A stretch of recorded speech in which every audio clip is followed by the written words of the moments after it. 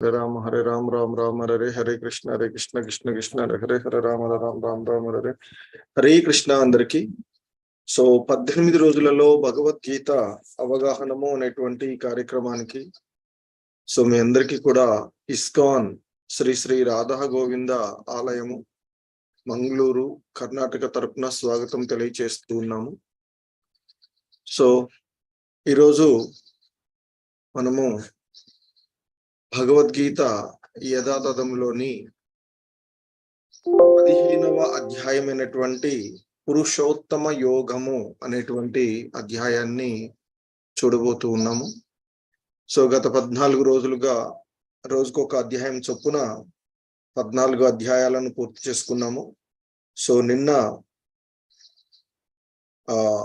14వ అధ్యాయమైనటువంటి ప్రకృతి త్రిగుణాలు, ఈ ప్రకృతి త్రిగుణాలైనటువంటి సత్వ రజో తమో గుణాలు జీవుడిని ఏ విధంగా అవి అంటే ఏమిటి, అవి జీవుడిని ఏ విధంగా బంధిస్తూ ఉన్నాయి, వాటి నుండి ఎలా బయటపడాలి అనేటువంటి అంశాలను సో నిన్నటి అధ్యాయంలో చర్చించినటువంటి అంశము.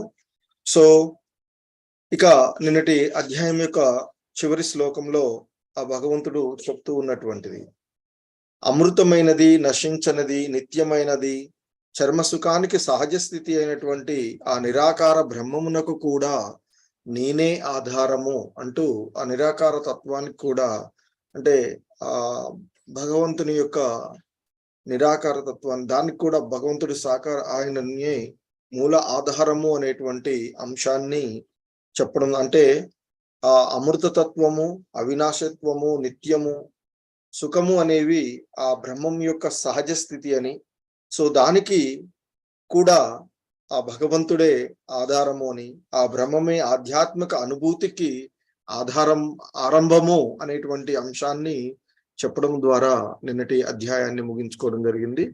సో ఇక ఈరోజు మనము పురుషోత్తమ యోగము అనేటువంటి 15వ అధ్యాయము, సో ఇస్కాన్ వ్యవస్థాపక ఆచార్యులైనటువంటి శ్రీల ప్రభుపాదుల వారి యొక్క బోధనల ఆధారంగా ఉన్నటువంటి అంశాన్ని చూద్దాము.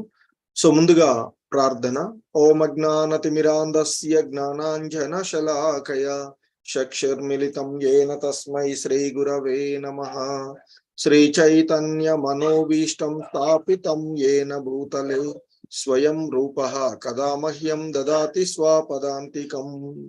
వందేహం శ్రీ గురు శ్రీయుత పద కమలం శ్రీ గురూన్ వైష్ణవాంశ శ్రీరూపం సాగ్రజాతం సహగణ రఘునాథాన్వితం తం సజీవం సాద్వైతం సావధూతం పరిజన సహితం కృష్ణ చైతన్య దేవం శ్రీ రాధా కృష్ణ పాదాన్ సహగణ లలిత శ్రీ విశాఖాన్వితాంశ. నమో విష్ణుపాదాయ కృష్ణ ప్రేష్టాయ భూతలే శ్రీమతే భక్తి వేదాంత స్వామి ఇతి నామినే. నమస్తే సారస్వతీ దేవే గౌరవాణి ప్రచారిణి నిర్విశేష శూన్యవాది పాశ్చాత్య దేశతారిణి. హే కృష్ణ కరుణా సింధో దీన బంధో జగత్పతే గోపేశ గోపికా కాంత రాధా కాంత నమోస్తుతే. తప్త కాంచన గౌరాంగీ రాధే వృందావనేశ్వరి వృషభానుసుతే దేవి ప్రణమామి హరిప్రియే.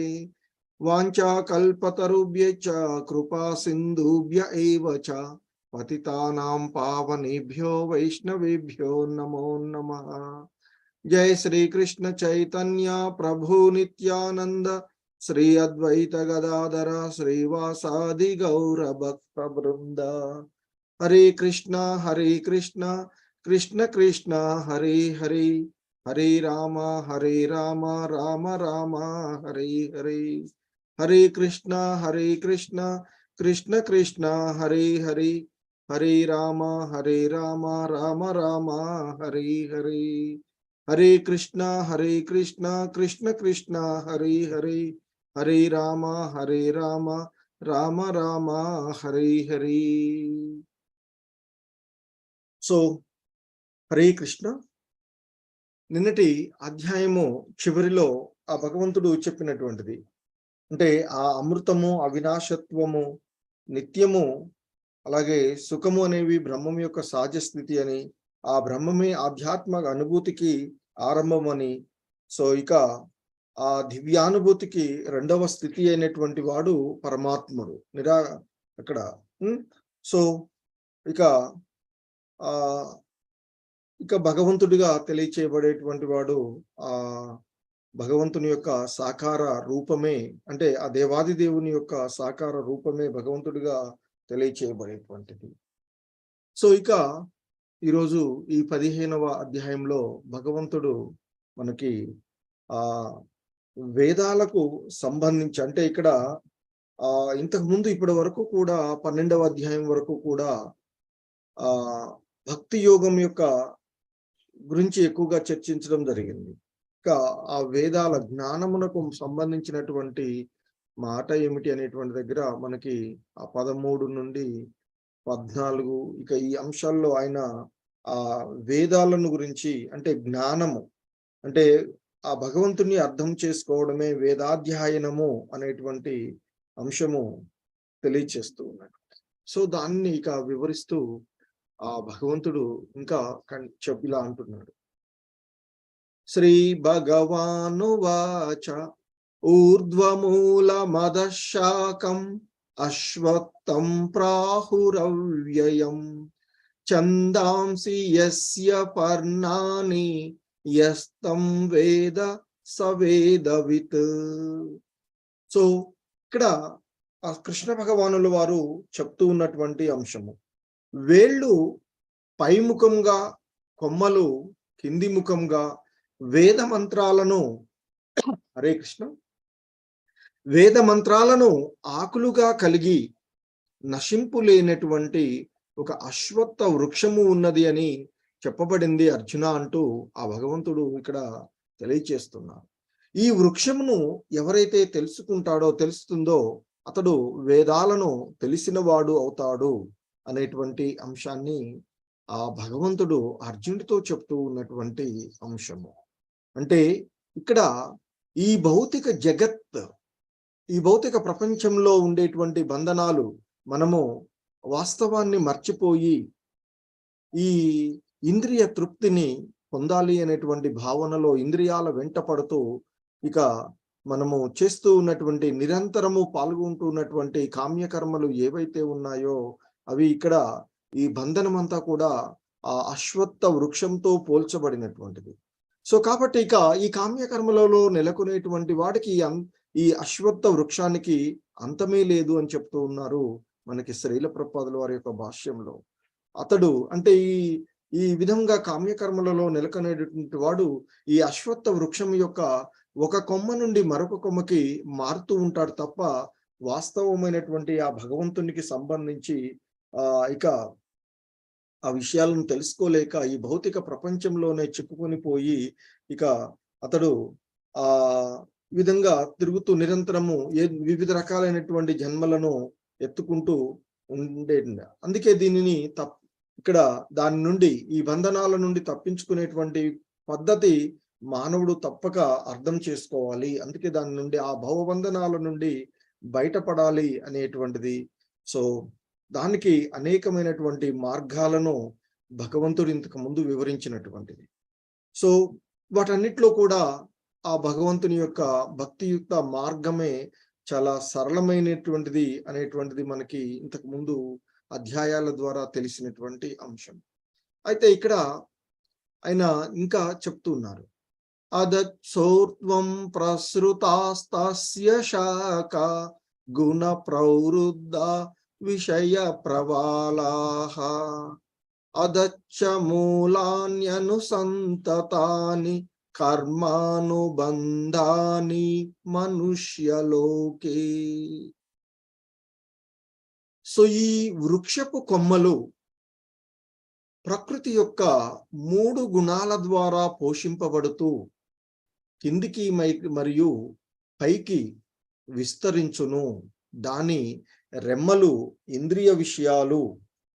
ఇక ఈ వృక్షపు వేర్లు కింది ముఖంగా కూడా వెళుతూ సమాజంలోని కామ్యకర్మలలో బంధించబడుతూ ఉంటాయి అని చెప్తున్నారు. అంటే ఇక్కడ ఈ అశ్వత్థ వృక్షం, సో ఇది వాస్తవం. ఇక్కడ అశ్వత్థ వృక్షము అనేటువంటిది ఈ విధంగా ఇక్కడ వేర్లు పైముఖంగాను, దీని యొక్క కొమ్మలు కింది ముఖంగాను, సో ఈ విధంగా అది వ్యాప్తి చెందుతూ ఉన్నట్టు. అంటే ఈ అశ్వత్థ వృక్షము మరికొంత ఆయన ఇక్కడ ఇస్తున్నారు. అంటే దాని యొక్క కొమ్మలు అన్ని దిక్కులలో వ్యాపించి ఉంటాయి అని, అగా కింది భాగాలలో నానా రకాలైనటువంటి ఆ జీవులు, సో వివిధ రకాలైనటువంటి జీవులు అంటే మానవులు, పశువులు, గుర్రాలు, కుక్కలు, పిల్లులు వంటివన్నీ కూడా ఇక్కడ ఈ కొమ్మలలో ఉంటాయని, కాకపోతే వీటి పై భాగంలో ఉన్నతమైనటువంటి జీవులు ఉంటాయి అనేటువంటి విషయం చెప్తారు.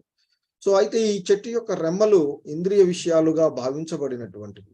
అవి వివిధ ప్రకృతి గుణాల ద్వారా అవి అంటే వాటిని వృద్ధి చెందించుకుంటూ ఉన్నాము మనము అనేటువంటి అంశాన్ని తెలియచేస్తూ ఉన్నారు ఇక్కడ. సో వాస్తవానికి ఈ వృక్షము అనేటువంటిది అది అంటూ ఏది ఉండదు.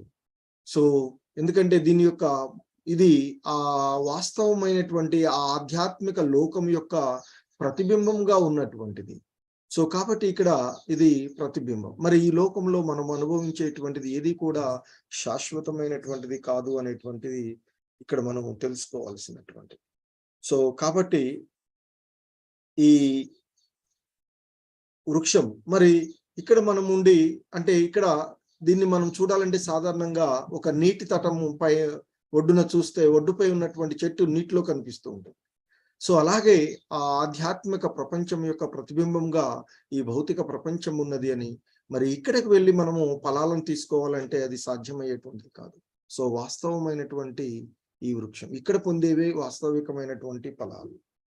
సో ఇంకా ఆ భగవంతుడు మనకి చెప్తూ ఉన్నది, నరూపమస్యేహ తతోపలభ్యతే నాంతో నచాధిర్న చ సంప్రతిష్ట అశ్వత్థమేనం సువిరూఢమూలం అసంగ శస్త్రేణ దృఢేన చిత్వా తతపతం తత్పరిమార్గితవ్యం యస్మిన్ గతా నానివర్తంతి భూయః తమేవ చాద్యం పురుషం ప్రపద్యే యత ప్రవృత్తి ప్రసృతా పురాణి.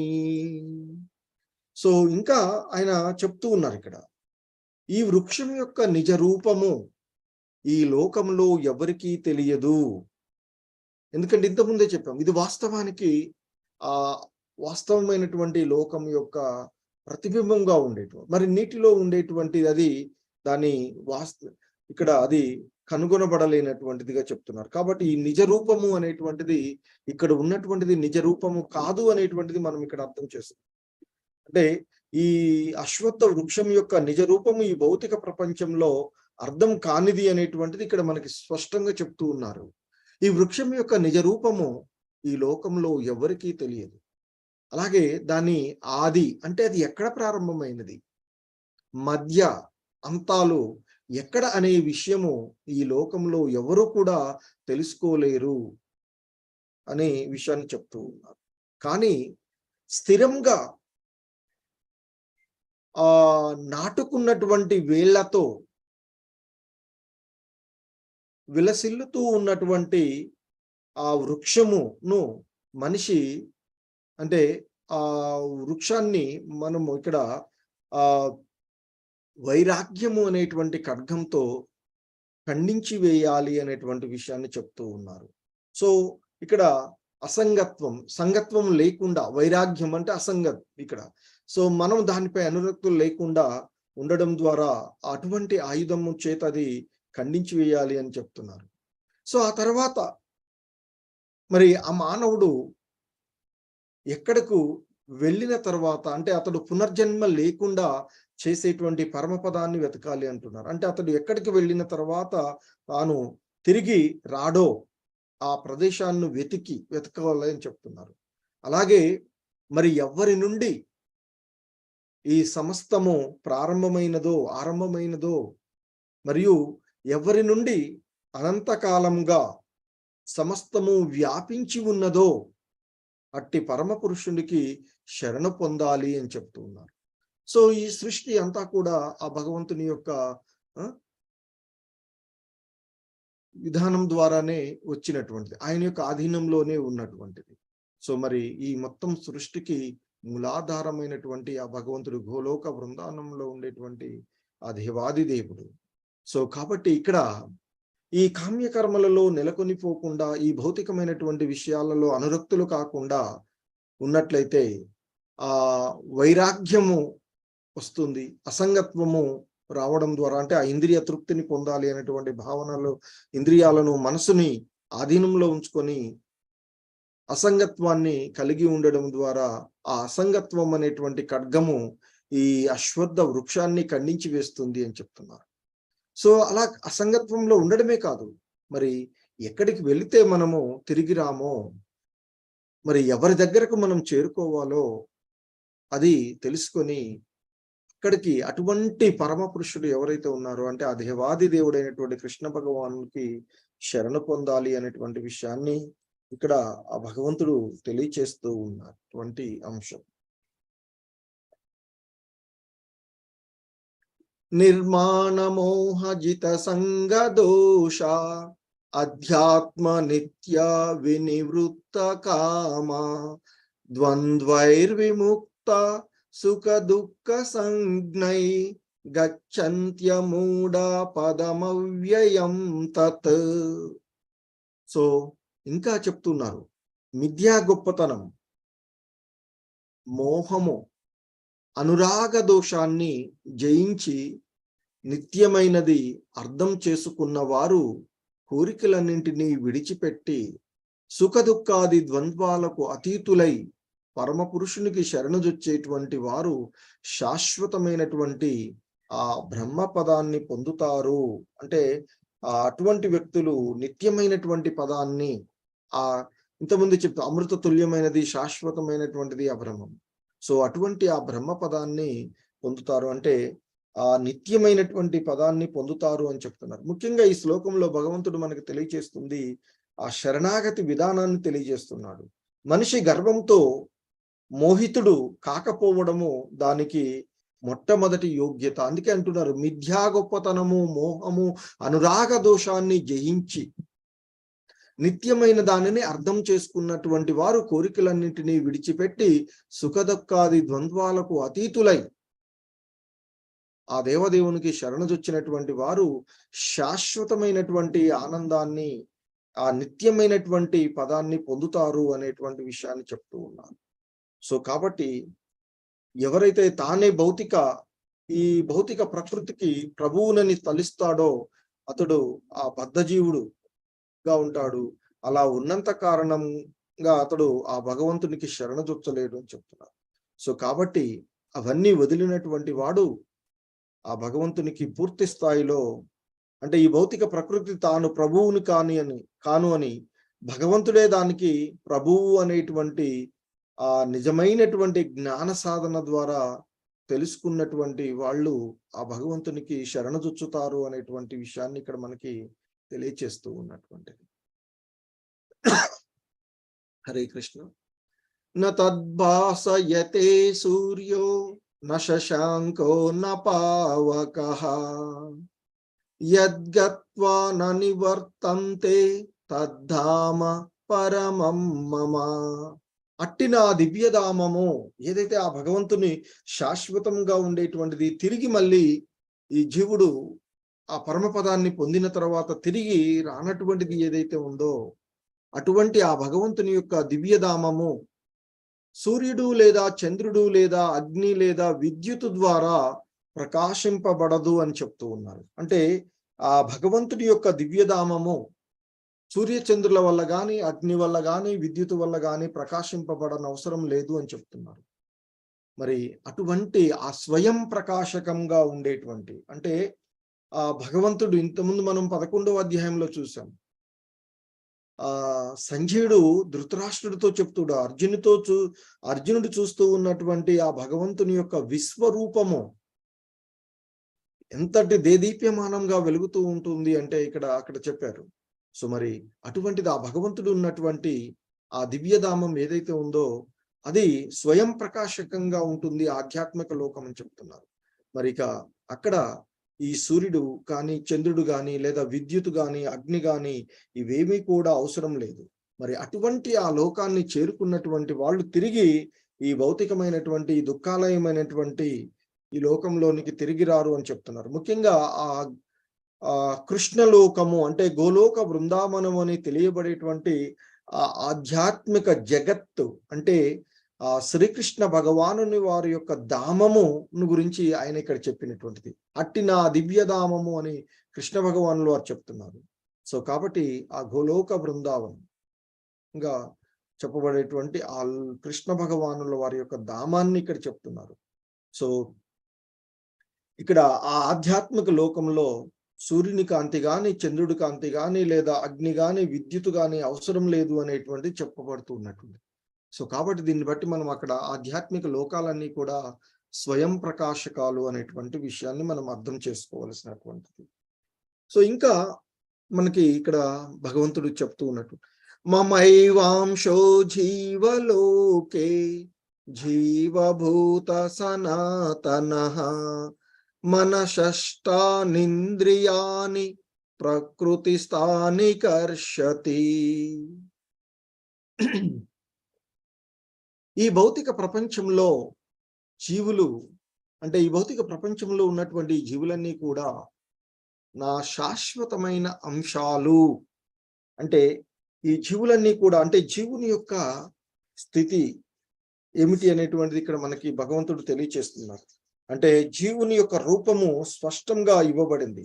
అతడు ఆ నిత్యమైనటువంటి భగవంతుని యొక్క భిన్న అంశ అనేటువంటిది. ఎందుకంటే అంటున్నాడు ఈ భౌతిక ప్రపంచంలో జీవులన్నీ నా శాశ్వతమైనటువంటి అంశలే.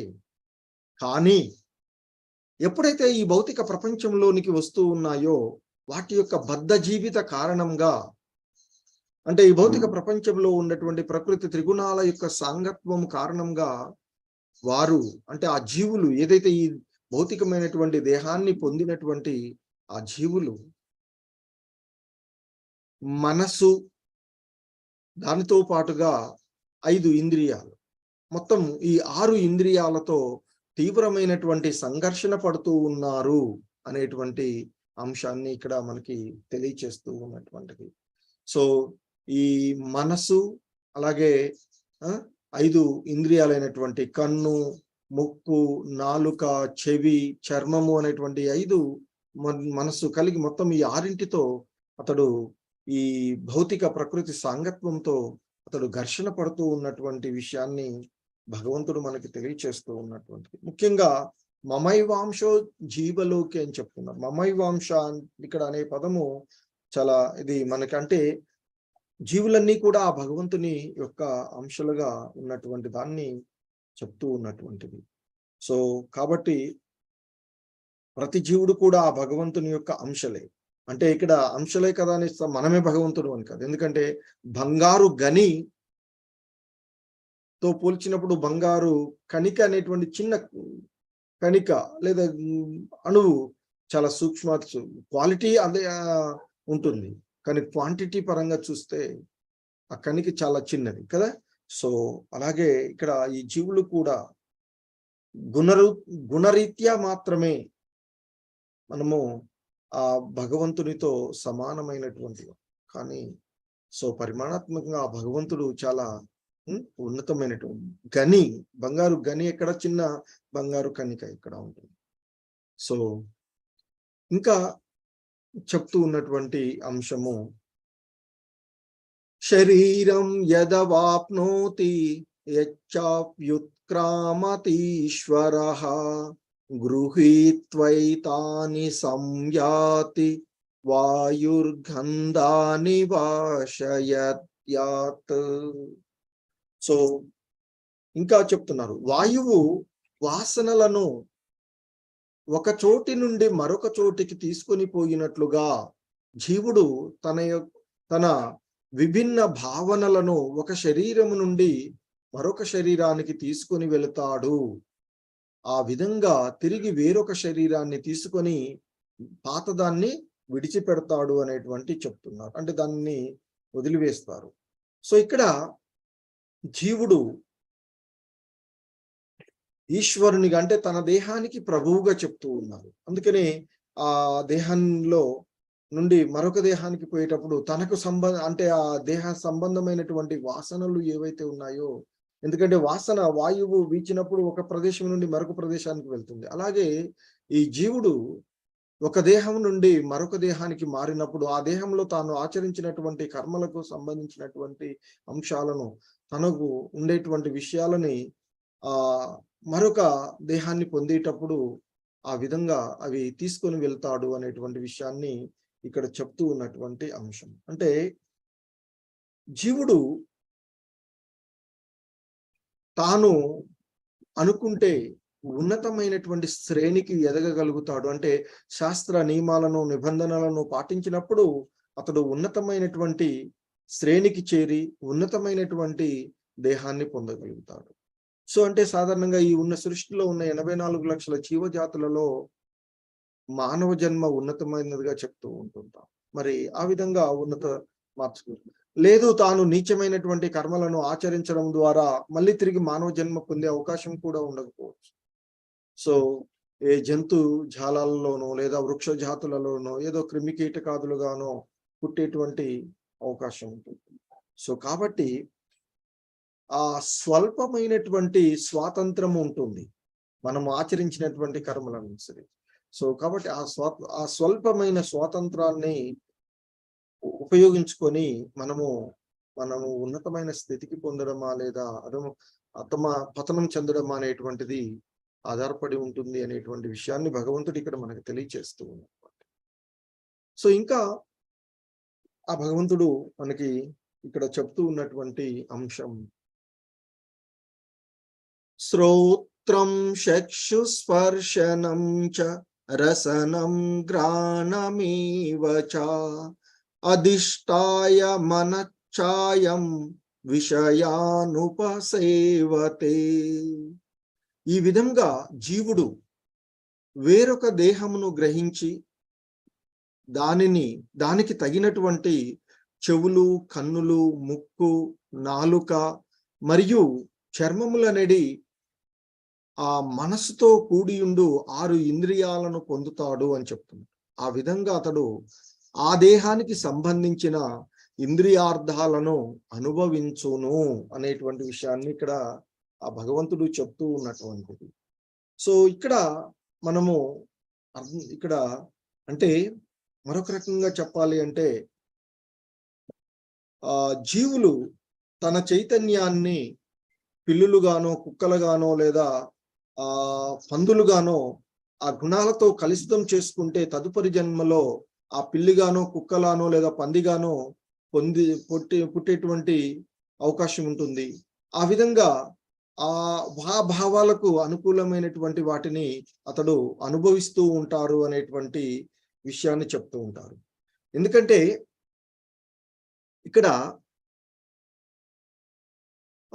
ఏ భావాలతో మనం ఉంటామో, అంటే ఏది పడితే అది తినేటువంటి శుభ్రం శుచిత్వం లేకుండా ఉన్నారు అనుకోండి మానవ జన్మలో వచ్చినప్పుడు, అలా ఉన్నప్పుడు ఆ విధమైనటువంటి భావాలుతో జీవించినప్పుడు ఈ దేహాన్ని వదిలినప్పుడు ఆ వాసనలో ఆ జీవి వెంట వెళ్తూ ఉంటాయి. వెళ్ళి అవి నెక్స్ట్ దేహాన్ని అదే రకమైనటువంటి దానికి అనుకూలమైనది. సో ఎందుకంటే ఇప్పుడు చూస్తాం, మానవులుగా మనం ఉన్నటువంటి ఈ దేహంలో మనం ఉన్నప్పుడు ఇక్కడ ఆ పంది ఉన్నటువంటి ఆ పరిస్థితి అదంతా చూస్తే మనకి గగురుపాటుగా ఉంటుంది. ఎంతో నీచమైనటువంటి పరిస్థితి లాగా ఉంటుంది. ఆ వాసన చూస్తే మనకి వామిటింగ్ సెన్సేషన్ వస్తుంది. కానీ దానికి ఆ వాసన ఎంతో సుగంధం లాగా ఉంటుంది పంది. ఎందుకంటే అటువంటి ముక్కు రంధ్రాలు అంటే గ్రాణ స్థితిని, శ్రోత్రం చక్షుస్పర్శనం చ రసనం గ్రాణమేవచ అని చెప్తున్నారు.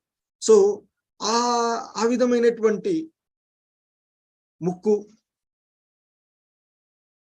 ఆ విధమైనటువంటి కన్నులు మనకి దాదాపుగా అక్కడ ఉండేటువంటి విషయాన్ని చూస్తే మన దృష్టి వల్ల కూడా ఆ మురికి కుంప అదేదైతే ఉందో దాన్ని చూస్తే మనకి ఒక్కోసారి వామిటింగ్ సెన్సేషన్ వస్తుంది, దానికి దూరంగా ఉంది. కానీ పంది అది స్వర్గంలాగా భావిస్తూ ఉంటుంది. కాబట్టి అటువంటి కన్నులనే అది పొందింది. అలాగే ముక్కు, ఇంతకుముందు చెప్పినట్టు ఆ వాసన, అలాగే నాలుక, అది తినేటువంటి పదార్థాల గురించి ఒకసారి మనం చూస్తాం. అది ఏ పదార్థాలు తింటూ ఉంటుందో, మరి ఆ నాలుక దానికి అది ఆ విధంగా ఉంటుంది. అలాగే మనకి బురద అంటితే ఎంతో కష్టం అనిపిస్తూ ఉంటుంది, కానీ అది బురదలో బొర్లుతుంది. ఆ బురద ఉంటేనే దానికి హాయిగా అనిపిస్తూ ఉంటుంది. సో ఆ విధంగా ఆ విధమైనటువంటి, అలాగే అదే విధమైనటువంటి మనస్సు అనేటువంటి 6 ఇంద్రియాలను పొంది ఆ దేహాలతో దానికి సంబంధించినటువంటి విషయాలనే అది అనుభవిస్తూ ఉంటుంది అని చెప్తారు. సో ఆ విధమైనటువంటి జన్మలు పొందడం జరుగుతూ ఉంటుంది. ఏ భావాలతో ఉంటే ఆ భావాలకు అనుకూలమైనటువంటి జన్మలు పొందడం జరుగుతూ ఉండేటువంటి అంశం, దేహాన్ని పొందడం జరుగుతూ ఉంటుంది. సో ఇంకా చెప్తున్నారు ఆయన, ఉత్క్రామంతం స్థితం వాపి భుంజానం వా గుణాన్వితం విమూఢానాను పశ్యంతి జ్ఞానచక్షుషా. సో ఇంకా చెప్తున్నారు భగవంతుడు, జీవుడు తన శరీరాన్ని ఏ విధంగా విడిచిపెడతాడో, ప్రకృతి 3 గుణముల ప్రభావంతో ఎలాంటి శరీరాన్ని అతడు అనుభవిస్తూ ఉన్నాడో మూర్ఖులు తెలుసుకోలేరు అని చెప్తున్నారు. కానీ జ్ఞానంలో శిక్షణ పొందిన కళ్ళు కలిగిన వాడు ఇవన్నీ చూడవచ్చు అని చెప్తూ ఉన్నారు. సో కాబట్టి మనకి ఇవ్వబడినటువంటి ఆధ్యాత్మిక గ్రంథాల్లో ఉన్నటువంటి ఆ విషయాలను పొందడం ద్వారా జ్ఞానాన్ని పొంది, సో మనం చూస్తూ ఉంటాం, ఒక వాహనంలో ప్రయాణం చేస్తూ ఉన్నాం అనుకోండి, కారులోనో ఏదో ఒక కారులో ప్రయాణిస్తూ ఉంటే ఏదైనా చిన్న ప్రాబ్లం వచ్చింది అనుకోండి, ఆ కారు గురించి మనకి ఎటువంటి అవగాహన లేకపోతే, దానిపైన మనం శిక్షణ పొంది ఉండం కనుక దానిపైన మనకి ఎటువంటి అవగాహన ఉండదు. సో తద్వారా దాన్ని మనం ఏమి చేసుకోలేము. కానీ దానిపైన శిక్షణ పొందినటువంటి మెకానిక్ ఉన్నాడు అనుకోండి, రాగానే చూస్తాడు, చిన్న ప్రాబ్లం ఏది ఉందో చూసి దాన్ని సెట్ చేస్తారు. సో అదేవిధంగా మన జీవితాలకు సంబంధించినటువంటి ఈ భౌతిక ప్రకృతికి సంబంధించినటువంటి అంశాలను తెలియచేసేటువంటి జ్ఞానం, ఆధ్యాత్మిక జ్ఞానం, మరి ఆ జ్ఞానాన్ని పొందినప్పుడు ఇక ఈ విషయాలను తెలుసుకొని ఈ భవబంధనాల నుండి బయటపడేటువంటి మార్గాన్ని వెతుక్కుంటాము అనేటువంటి విషయాన్ని చెప్తున్నారు. యతంతో యోగి నచ్చైనం పశ్యంత్యాత్మన్యవస్థితం యతంతోప్యకృతాత్మానో నైనం పశ్యంత్య చేతసః. ఆత్మానుభూతిలో నెలకొని ఉన్న యోగులు దీనినంతా స్పష్టంగా చూడగలరు. కానీ మనసు అభివృద్ధి చెందని మరియు ఆత్మానుభూతిలో నెలకొనని వారు ప్రయత్నించినను ఏమి జరుగుతుందో చూడలేరు అనేటువంటి విషయాన్ని చెప్తూ ఉన్నారు. అంటే ఇక్కడ ఈ జీవులు అంటే ఆధ్యాత్మిక అనుభూతి మార్గంలో అనేక మంది యోగులు ఉంటారు అని చెప్తారు. మరి వారు అంటే ఈ జన్మ ఎలా జరుగుతుంది, ఏంటి, ఈ సృష్టిలో ఏ విధమైనటువంటి మార్పులు జరుగుతున్నాయి, ఇవన్నీ కూడా. కానీ ఆత్మానుభూతిలో నెలకొనకుండా ఉన్నటువంటి జీవుడు ఆ దేహంలో ఏ విధమైనటువంటి మార్పులు జరుగుతున్నాయో వాటిని అతడు తెలుసుకోలేడు అని చెప్తున్నారు. సో కాబట్టి భగవంతుని యొక్క భక్తి మార్గంలో ఉండి ఆత్మానుభూతిని పొందడానికి ప్రయత్నించినటువంటి వాళ్ళు, ఆత్మానుభూతి పొందినటువంటి వాళ్ళు మాత్రమే ఏ విధమైనటువంటి భౌతిక ప్రపంచం, ఏ విధమైనటువంటి జన్మలు ఏ విధంగా జరుగుతుంది, ఈ సృష్టి ఏ విధంగా ఉంది అనేటువంటి అంశం. కానీ ఆ ఆత్మానుభూతి కోసం ప్రయత్నించినటువంటి వాళ్ళు ఈ సాధారణమైనటువంటి కామ్యకర్మలలో నెలకొనేటువంటి వారు ఏ విధంగా జరుగుతుంది, ఏమిటి అనేటువంటి విషయాన్ని ఏది కూడా వారు తెలుసుకొనలేరు అనేటువంటి విషయాన్ని చెప్తున్నారు. సో అంటే ఇక్కడ ఆ కృష్ణ భక్తి భావనలో, అంటే విశుద్ధ భక్తి భావనలో నెలకొన్నటువంటి ఆ భక్తి యోగులే ఈ విషయాలను సరిగా అర్థం చేసుకోగలుగుతారు అని, అలా భక్తి యోగంలో లేనటువంటి వారు దీన్ని అర్థం చేసుకోలేరు అనేటువంటి విషయాన్ని తెలియజేస్తుంది. యదాదిత్య గతం తేజో జగద్వాసయతే కిలం యచ్చంద్రమసి యచ్చాగ్నౌ తత్తేజో విద్ధి మామకం. సో ఇంకా చెప్తున్నారు, ఈ మొత్తం ప్రపంచంలోని చీకటిని చెదరగొట్టేటువంటి సూర్యుని తేజస్సు నా నుండి వస్తుంది, చంద్రుడి వైభవము నా మరియు అగ్ని తేజస్సు కూడా నా నుండే కలుగుతూ ఉన్నాయి అంటూ ఆ భగవంతుడు చెప్తున్నారు. ఏ విధంగా అన్నీ జరుగుతూ ఉన్నాయో ఈ సృష్టిలో అనేటువంటి అంశాన్ని ఇక్కడ ఆ బుద్ధిహీనుడు అర్థం చేసుకోలేడు అనేటువంటి విషయాన్ని తెలియచేస్తూ, సో భగవంతుడు ఇక్కడ ఆ ఆయన్ని అర్థం చేసుకున్నటువంటి వాళ్ళు ఈ సృష్టి ఇక్కడ జరుగుతూ ఉన్నటువంటి ప్రతిదానికి కూడా భగవంతుడే మూలము అనేటువంటి విషయాన్ని, అంటే ఇక్కడ సూర్యుడు వచ్చినప్పుడు ఈ చీకటంతా కూడా తొలగిపోయి వెలుతురు ప్రకాశవంతమైనటువంటి మనకు ఉంటుంది. అలాగే ఇక చంద్రుడి యొక్క వైభవం, ఎంతటి ఆహ్లాదమైనటువంటి కాంతి వెన్నెలల్లో మనం చూస్తూ ఉంటుంటాం. ఆ చంద్రుడి యొక్క వైభవం, అలాగే అగ్ని తేజస్సు, అవన్నీ కూడా ఆ భగవంతుని యొక్క ప్రాతినిధ్యాలు, ఆ భగవంతుడి నుండి వస్తూ ఉన్నటువంటి, అంటే ఇక్కడ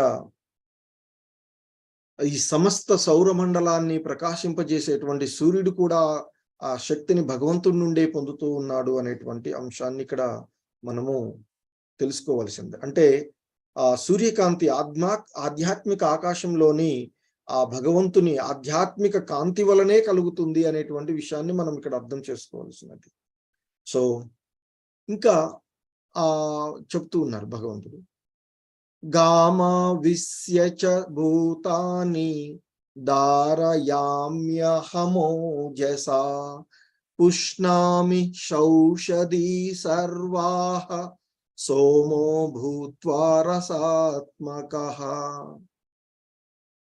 ఇంకా భగవంతుడు చెప్తూ ఉన్నారు, నేను ప్రతి గ్రహంలోనికి ప్రవేశిస్తాను, నా శక్తి ద్వారానే అవి కక్షలో నిలిచి ఉంటాయి, నేను చంద్రుడునై అన్ని ఔషధాలకు జీవరసాన్ని సమకూర్స్తాను అంటూ భగవంతుడు చెప్తున్నారు. సో ఆ భగవంతుని యొక్క శక్తి చేతనే సకల గ్రహాలు గాలిలో తేలి ఉన్నాయి అనేటువంటిది ఇక్కడ మనం అర్థం చేసుకోవాల్సినటువంటి అంశం. అలాగే భగవంతుడు ప్రతి అణువులోనికి, ప్రతి గ్రహంలోనికి, ప్రతి జీవులలోనికి ప్రవేశిస్తాడు. సో కాబట్టి ఆ భగవంతుని యొక్క ఒక ప్రధాన అంశం అంటే పరమాత్ముడు అన్ని గ్రహాలలోనికి, విశ్వాలలోనికి, చివరికి జీవుల్లోనికి, చివరికి చిన్న పరమాణువులోనికి కూడా ప్రవేశిస్తారు అనేటువంటి అంశము ఇక్కడ మనకి చెప్పబడినటువంటిది. అహం వైశ్వనరో భూత్వా ప్రాణినాం దేహమాశ్రితః ప్రాణాపాన సమాయుక్తః పచామ్యన్నం చతుర్విధం. సో ఆ భగవంతుడు ఇక్కడ చెప్తూ ఉన్నటువంటి, నేను అన్ని జీవుల యొక్క శరీరాలలో జీర్ణక్రియ యొక్క జఠరాగ్నిని ప్రాణ అపాన వాయువులతో కలిసి 4 రకాల ఆహార పదార్థాలను జీర్ణింపచేస్తాను. అంటే ఆ కడుపులోనికి పంపించినటువంటి సమస్త ఆహారము అరిగించడంలో దానిలో ఉన్నటువంటి అగ్ని, అంటే ఆ కడుపులో ఉన్నటువంటి అగ్ని ఉన్నది అనేటువంటిది మనకి ఆయుర్వేద శాస్త్రాలలో చెప్పబడుతూ ఉన్నటువంటిది. అది మండినప్పుడే మనకి ఆకలి వేస్తుంది అనేటువంటి చెప్తాం, అది మండకపోతే ఆకలి ఉండదు అని చెప్తారు. సో కాబట్టి ఇక్కడ మనము తీసుకునేటువంటి పదార్థాలు ముఖ్యంగా చతుర్విధ అని చెప్తున్నారు. పచామ్యన్నం చతుర్విధం. మనం తీసుకునేటువంటి ఆహార పదార్థాలు అంటే అన్ని జీవుల యొక్క శరీరాలలో జీర్ణ క్రియ యొక్క జఠరాగ్నిని నేను అని చెప్తున్నారు. అంటే దాన్ని ఆహారాలు తీసుకున్నటువంటి ఆహారాలను కరిగించేటువంటి జఠరాగ్ని, అంటే జఠర ఆమ్లము అని చెప్తారు. కడుపులో ఉండేటువంటి హైడ్రోక్లోరిక్ ఆమ్లం అంటాం మనం రసాయనికంగా ఇప్పుడున్నటువంటి శాస్త్రంలో. సో మరి అటువంటి ఆ జఠరాగ్ని అలా అది ప్రాణ అపాన వాయువులతో కలిసి మనం తీసుకునేటువంటి 4 రకాలు, అంటే ఆహార పదార్థాలను మనం 4 రకాలుగా తీసుకుంటాం. నమలడం ద్వారా తీసుకునేటువంటివి, అలాగే చీకడం ద్వారా తీసుకునేటువంటివి, అంటే అలాగే త్రాగడం ద్వారా తీసుకునేటువంటివి, అలాగే నాకేవి అని 4 రకాలుగా ఉంటాయి.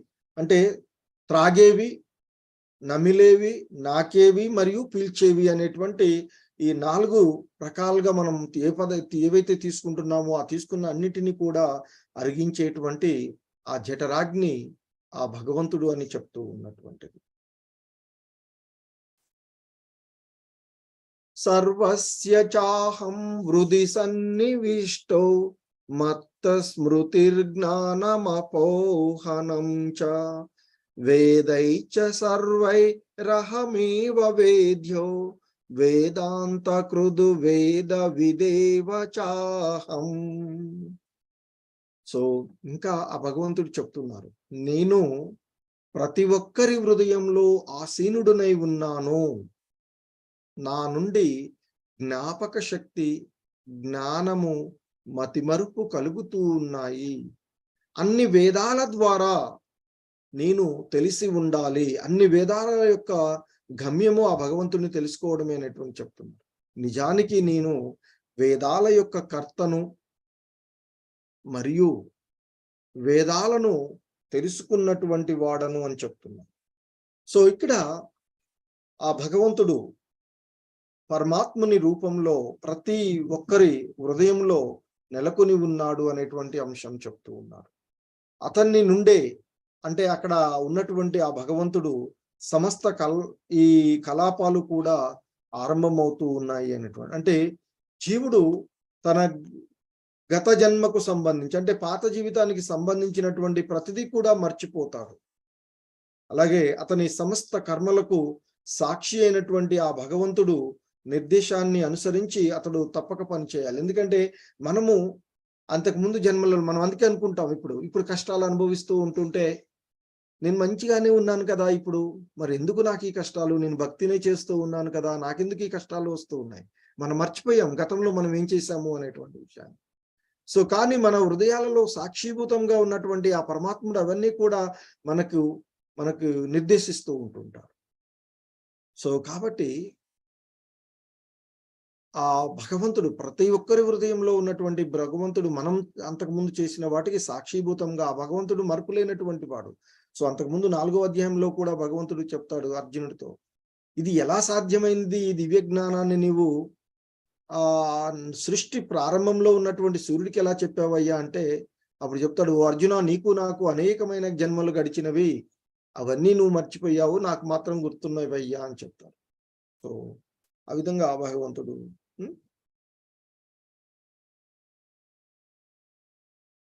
ద్వావిమౌ పురుషౌ లోకే చరచాక్షర ఏవ చ క్షర సర్వాణి భూతాని కూటస్థోక్షర ఉచ్యతే. క్షరుడు అక్షరుడు అనే 2 తరగతులు జీవులు ఉన్నారు అని చెప్తున్నారు. ఇక్కడ క్షరుడు అంటే నశింపు కలిగేటువంటి వాడు, అక్షరుడు అంటే నశింపు లేనటువంటి వాడు. అంటే ఇక్కడ సింపుల్ గా చెప్పేటంటే బద్ధజీవుడు, ముక్త జీవులు అని చెప్పి, ముక్తి పొందిన తర్వాత అతడు శాశ్వతంగా ఉండేటువంటి. సో ఆ క్షరుడు అక్షరుడు అనేటువంటి 2 తరగతుల జీవులు ఉన్నారు అని చెప్తారు. ఈ భౌతిక ప్రపంచంలో ఉన్నటువంటి జీవుడు క్షరుడు కాగా, ఆధ్యాత్మిక ప్రపంచంలోనికి ఇక ఆ భగవంతుని యొక్క దివ్యధామాన్ని చేరిన తర్వాత ఇక మళ్ళీ ఈ భౌతిక ప్రపంచంలోనికి రాడు కనుక అతడు ఇక శాశ్వతంగా ఉండేటువంటి వాడు, అక్షరుడుగా పిలువబడతారు అర్జున అని చెప్తూ ఉన్నారు. సో అంటే ఇక్కడ ఆ భగవంతుడు చెప్తూ ఉన్నటువంటి, సో ఆ ఆధ్యాత్మిక లోకంలో ఆ భగవంతుని యొక్క ధామాన్ని చేరినటువంటి, సో ఆ భగవంతుని నిత్య పార్శ్వాదులుగా ఉండేటువంటి, ఆయనతో ఉండేటువంటి వాళ్ళు శాశ్వతంగా ఉండేటువంటి అక్షరులుగా పిలువబడేటువంటి వాళ్ళు. సో ఇక ఈ క్షరులు అనేటువంటి వాళ్ళు ఈ భౌతిక ప్రపంచంలో ఈ భౌతిక దేహాన్ని పొంది నిరంతరము మార్పులు చెందుతూ ఉండేటువంటి ఇది. సో కానీ ఎప్పుడైతే ఈ భౌతికమైనటువంటి ఈ దేహాన్ని వదిలి ఇక ఆ ఆధ్యాత్మిక దేహం జగత్తులోకి వెళ్తామో అక్కడ పొందేటువంటి దేహము మార్పులు లేకుండా ఉండేటువంటిది. అంటే ముసలితనం కానీ, బాల్యం కానీ, యవ్వనం, ముసలితనం రానటువంటి ముఖ్యంగా. సో ఒకే విధంగా ఉండేటువంటి ఆ దేహాన్ని పొందుతారు. అక్కడ జన్మ ఉండదు, మృత్యువు ఉండదు. అక్కడ అన్ని కూడా ఒకే రకంగా ఉంటాయి. క్షర సర్వాణి భూతాని అని చెప్తూ ఉంది. సో కాబట్టి ఆ ఆధ్యాత్మిక ప్రపంచంలో ప్రతి జీవుడు కూడా అక్షరుడుగా చెప్పబడినటువంటిది.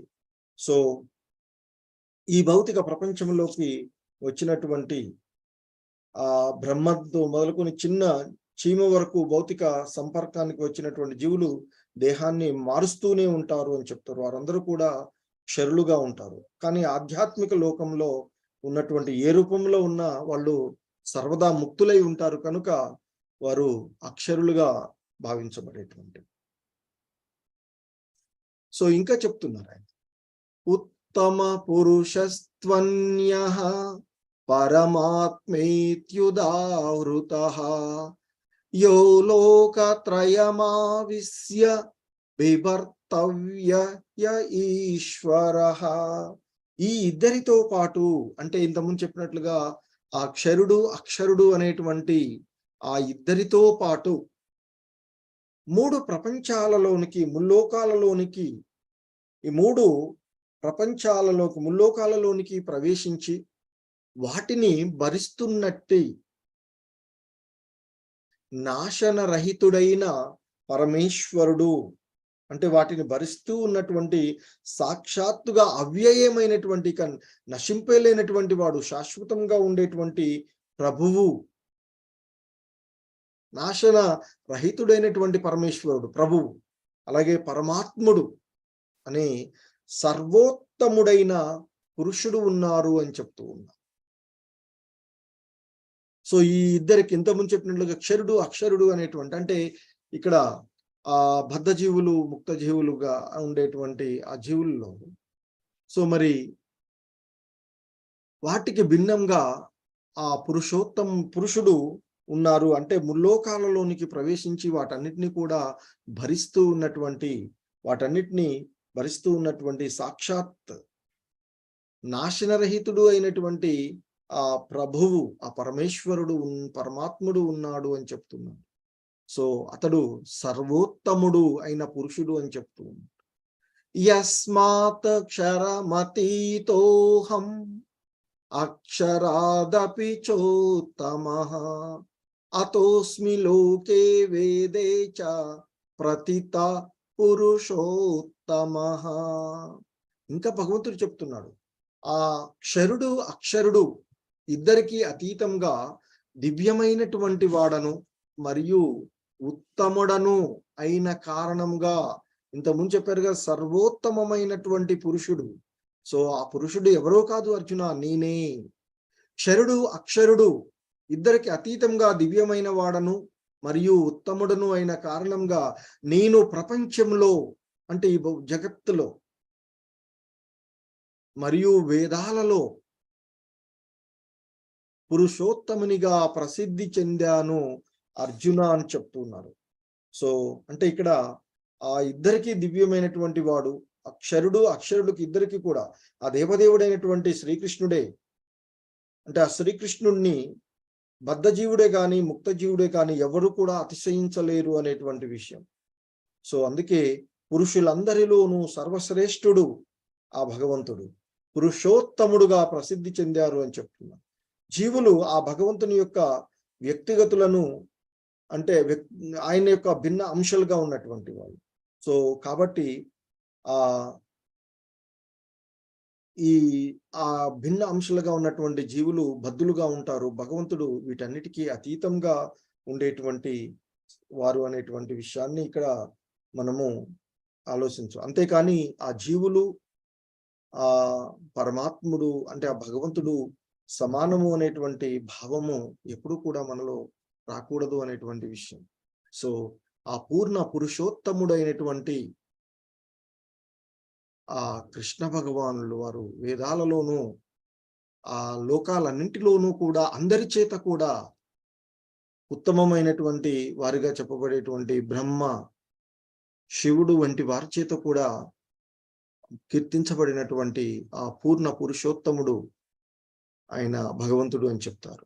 సో పార్వతి అడుగుతూ ఉంటుంది విష్ణువుని, శివుణ్ణి, ప్రభు మీరు ఇన్ని వేల సంవత్సరాలు ధ్యానంలో ఉన్నారు కదా, దేనిని ధ్యానిస్తున్నారు, దేనికోసం అంటే, సో ఆ దేనికి కూడా మాయకు ప్రభావితుడు కానటువంటి ఆ దేవదేవుడైనటువంటి అన్నిటినీ ఆధీనపరుచుకునేటువంటి ఆ దేవాది దేవుణ్ణి నేను ధ్యానిస్తూ ఉన్నాను అని చెప్తారు. ఆయనే ఆ పూర్ణ పురుషోత్తముడు అయినటువంటి కృష్ణ భగవానుడు. సో ఇంకా చెప్తున్నారు, యో మామేవమసమ్మూఢో జానాతి పురుషోత్తమం స సర్వ విద్భజతి మాం సర్వభావేన భారత. సో సందేహం లేకుండా నన్ను పురుషోత్తమునిగా తెలుసుకున్నవాడు సమస్తము తెలిసినవాడు అవుతాడు ఓ భరతవంశీయుడా. అందువల్ల అతను నా పూర్తి భక్తి సేవలో నెలకొని ఉంటాడు. ఆ భగవంతుని యథార్థంగా తెలుసుకోవడం వల్ల కలిగేటువంటిది వాళ్ళు భక్తియుతమైనటువంటి సేవలో నిమగ్నమై ఉంటారు. ఎందుకంటే అదే ఆ భగవంతుని యొక్క సేవే మానవుని యొక్క లక్ష్యము, ఉద్దేశ్యము, మానవ జన్మ యొక్క ఉద్దేశం అని అతడు తెలుసుకుంటాడు. సో కనుక మరి ఆ భగవంతుని యొక్క దివ్యధామాన్ని చేరే మార్గమైనటువంటి ఆ భక్తియుతమైనటువంటి సేవలో నిమగ్నమై ఉంటాడు. అందుకే చెప్తున్నారు, జీవుల సహజ స్థితి, పరతత్వం యొక్క సహజ స్థితిని గురించి పలు తాత్వికమైనటువంటి కల్పనలు ఉన్నాయి అని చెప్తారు. సో ఈ శ్లోకంలో శ్రీకృష్ణ భగవానుడు ఆయన నిజానికి సమస్తము ఎరిగినటువంటి వాడుగా ఇక్కడ స్పష్టంగా వివరిస్తూ ఉన్నటువంటి, మరి అటువంటి ఆ పరిపూర్ణమైనటువంటి భగవంతుణ్ణి ధ్యానించడమే, భగవంతుణ్ణి పూజించడమే ప్రతి జీవుడి యొక్క లక్ష్యంగా ఇక్కడ ఉన్నట్టు. అంటే కృష్ణ భక్తి భావనలో ఉండడమే జీవుల యొక్క గమ్యంగా చెప్తున్నారు. చెప్పి ఇక ఈ అధ్యాయం యొక్క చివరి శ్లోకంలో భగవంతుడు ఈ విధంగా అంటూ ఉన్నాడు, ఇతి గుహ్యతమం శాస్త్రం ఇదముక్తం మయా నఘ ఏతద్ బుద్ధ్వా బుద్ధిమాన్ స్యాత్ కృతకృత్యచ్చ భారత. ఓ పాపరహితుడా అంటే అర్జున్ని సంబోధిస్తూ ఉన్నారు ఇక్కడ. ఓ అనగా అంటే ఓ పాపరహితుడా,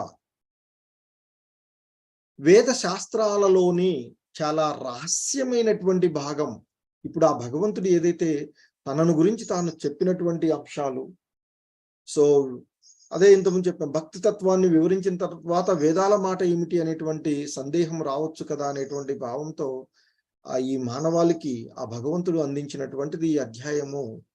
సో ఆయన అంటున్నారు, వేద శాస్త్రాలలోని అత్యంత రహస్యమైనటువంటి భాగం ఇప్పుడు నా ద్వారా నీకు వెల్లడైంది. ఓ అర్జున, నేను ఏదైతే నీకు ఇప్పుడు బోధించానో, వివరించానో, ఇదంతా కూడా వేదాలలోని అత్యంత రహస్యమైనటువంటి భాగం అర్జున.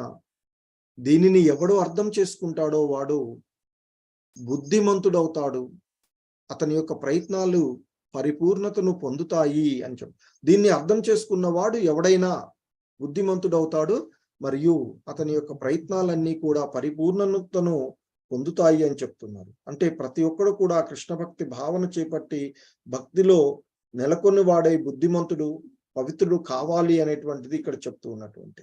సో మనిషి ఆ కృష్ణుని గురించి అవగాహన స్థితికి రానంత వరకు కూడా ఈ భక్తియుత సేవలో అతడు నెలకొనలేడు అనేటువంటి విషయాన్ని చెప్తూ. సో ఈ విధంగా మరి ఆ పరిపూర్ణతను పొందాలి అనంటే మనము ఆ విశుద్ధ భక్తుల యొక్క సాంగత్యంలో ఆ సంపూర్ణమైనటువంటి కృష్ణ భక్తి భావనలో మనిషి నిమగ్నమై ఆ భక్తి యోగాన్ని నిర్వహించాలి అనేటువంటి, ఆ భక్తి మార్గంలో ఉండాలి అనేటువంటి విషయాన్ని మనకి ఇక్కడ బోధిస్తూ ఉన్నటువంటిది. సో ఈ విధంగా పూర్ణ పురుషోత్తమ యోగాన్ని మనము పూర్తి చేసుకున్నటువంటి. సో హరే కృష్ణ.